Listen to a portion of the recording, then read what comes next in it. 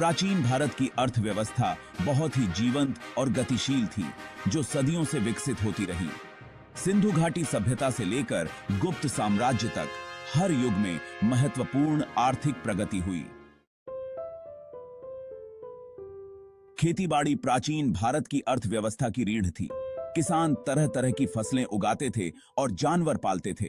उपजाऊ जमीन और सिंचाई के तरीकों से अनाज का उत्पादन ज्यादा होता था। इस अतिरिक्त अनाज से शहरों और व्यापार को सहारा मिलता था। अर्थशास्त्र में भूमि प्रबंधन और खेती में सरकार के दखल के सिद्धांत बताए गए हैं। लोहे की तकनीक ने खेती में क्रांति ला दी, जिससे उत्पादकता बढ़ी। इस प्रगति से अनाज का उत्पादन बढ़ा और आबादी भी बढ़ी। प्राचीन भारत में व्यापार के बहुत बड़े नेटवर्क थे, जो इसे दुनिया के दूसरे हिस्सों से जोड़ते थे। ये नेटवर्क न केवल व्यापारिक वस्तुओं के आदान प्रदान के लिए महत्वपूर्ण थे, बल्कि सांस्कृतिक और वैचारिक आदान प्रदान के लिए भी महत्वपूर्ण थे।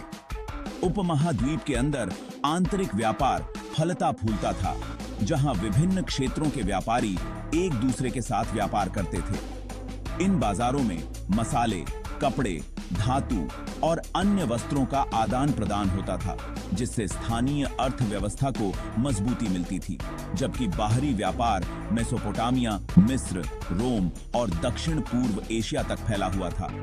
इन व्यापारिक संबंधों ने न केवल आर्थिक समृद्धि लाई, बल्कि विभिन्न संस्कृतियों के बीच ज्ञान और तकनीक का भी आदान प्रदान किया। व्यापारी सिल्क रोड जैसे रास्तों का इस्तेमाल करके जमीन और समुद्र के रास्ते बहुत लंबी दूरियां तय करते थे। ये मार्ग न केवल व्यापारिक वस्तुओं के लिए, बल्कि विचारों, धर्मों और नवाचारों के आदान प्रदान के लिए भी महत्वपूर्ण थे। समुद्री मार्गों ने दक्षिण पूर्व एशिया, इंडोनेशिया और रोमन साम्राज्य के साथ व्यापार को आसान बनाया। भारतीय व्यापारी समुद्री मार्गों का उपयोग करके मसाले, रेशम और अन्य मूल्यवान वस्त्रों का व्यापार करते थे। भारत में मिले रोमन सिक्के इस बात का सबूत हैं कि व्यापार कितना फैला हुआ था। ये सिक्के न केवल आर्थिक लेन देन का प्रतीक थे, बल्कि सांस्कृतिक संपर्क का भी प्रमाण थे। भारतीय मसाले, कपड़े और कीमती पत्थरों की बहुत मांग थी।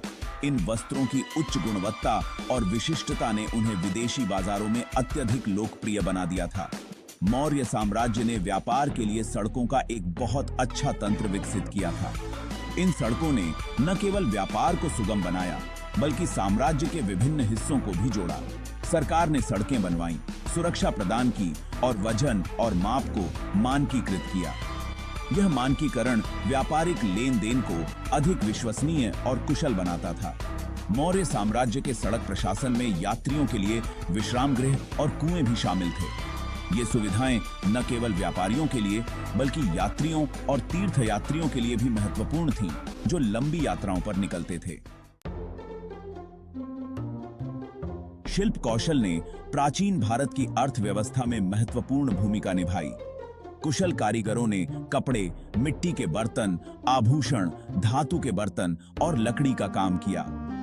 शहरी केंद्र शिल्प उत्पादन के केंद्र बन गए। श्रेणी नामक संघ उत्पादन मानकों को नियंत्रित करते थे और उचित मजदूरी सुनिश्चित करते थे।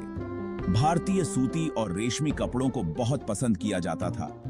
वाराणसी रेशम की बुनाई का एक प्रमुख केंद्र था। मिट्टी के बर्तनों का उद्योग फला फूला, जिसमें उपयोगी और सजावटी दोनों तरह की वस्तुओं का उत्पादन होता था। प्राचीन भारत में आर्थिक विकास के साथ साथ शहरीकरण भी हुआ। शहर आर्थिक गतिविधियों के केंद्र के रूप में उभरे, जिससे ग्रामीण क्षेत्रों के लोग आकर्षित हुए। सिंधु घाटी सभ्यता शहरीकरण का सबसे पहला प्रमाण प्रस्तुत करती है। हड़प्पा और मोहनजोदड़ो जैसे शहरों की योजना बहुत ही सोच समझकर बनाई गई थी। राज्यों और साम्राज्यों के उदय से नए शहरी केंद्र बने। मौर्य साम्राज्य में पाटलिपुत्र जैसे शहरों का विकास हुआ। गुप्त काल में उज्जैन और मथुरा जैसे शहरी केंद्र और भी फले फूले। छठी शताब्दी ईसा पूर्व के आसपास विनिमय के माध्यम के रूप में सिक्कों का उपयोग शुरू हुआ। सिक्कों की शुरुआत ने व्यापार और वाणिज्य में क्रांति ला दी। सबसे पहले सिक्के पंच चिह्नित थे और चांदी या तांबे के बने होते थे। मौर्य साम्राज्य ने सिक्कों की एक केंद्रीकृत प्रणाली स्थापित की। गुप्तकालीन सिक्के अपनी कलात्मक उत्कृष्टता के लिए जाने जाते थे। सिक्कों के व्यापक उपयोग ने व्यापार और कर संग्रह को आसान बनाया। गुप्त साम्राज्य की आर्थिक समृद्धि उनके सिक्कों में स्पष्ट दिखाई देती है। अब भी अब थे। भूमि का स्वामित्व और कराधान आर्थिक संरचना की नींव थे। प्राचीन भारत में भूमि का स्वामित्व न केवल आर्थिक बल्कि सामाजिक और राजनीतिक स्थिरता का भी प्रतीक था।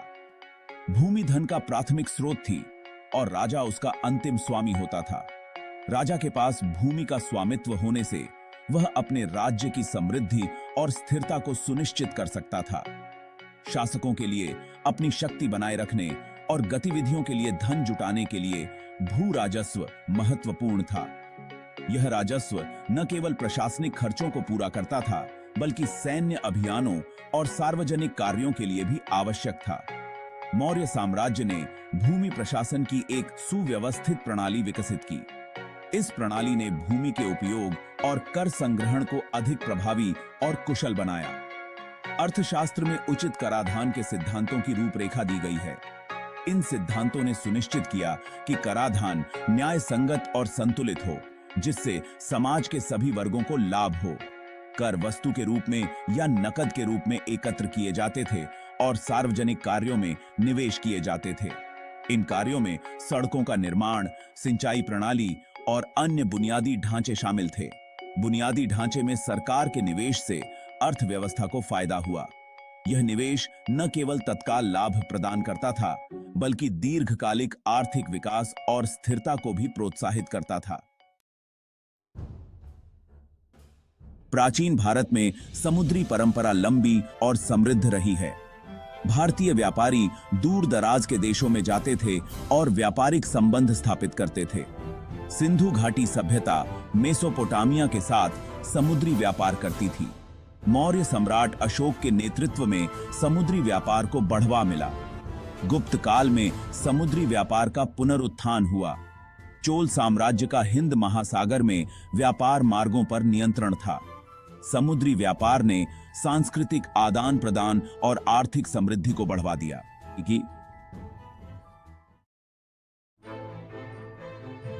आर्थिक समृद्धि के लिए एक स्थिर कानूनी व्यवस्था आवश्यक थी।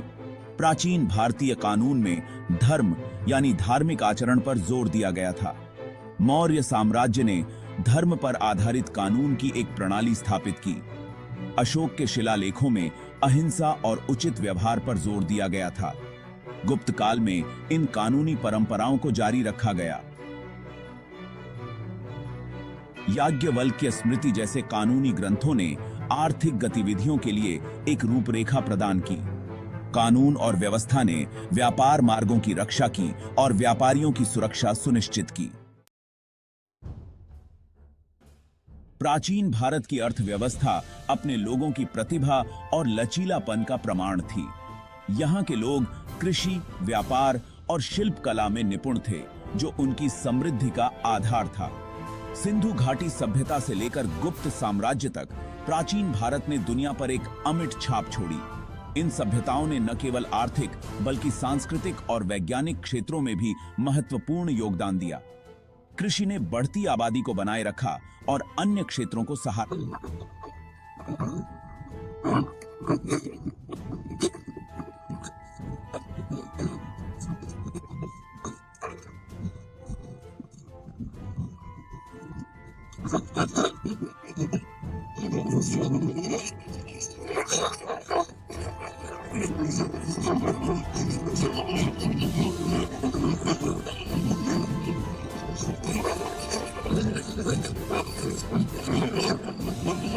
उपयोगी और कलात्मक दोनों थीं। प्राचीन भारतीय शिल्पकारों की कला और कौशल ने उन्हें विश्व भर में प्रसिद्ध किया। प्राचीन भारत की आर्थिक शक्ति की विरासत आज भी भारत की अर्थव्यवस्था को आकार दे रही है। आधुनिक भारत में भी हम उन प्राचीन तकनीकों और सिद्धांतों का उपयोग करते हैं जो हमारे पूर्वजों ने विकसित किए थे। जैसे जैसे भारत एक वैश्विक आर्थिक शक्ति के रूप में उभर रहा है, वह अपने प्राचीन अतीत से प्रेरणा लेता है। यह प्रेरणा हमें न केवल आर्थिक बल्कि सांस्कृतिक और सामाजिक क्षेत्रों में भी आगे बढ़ने में मदद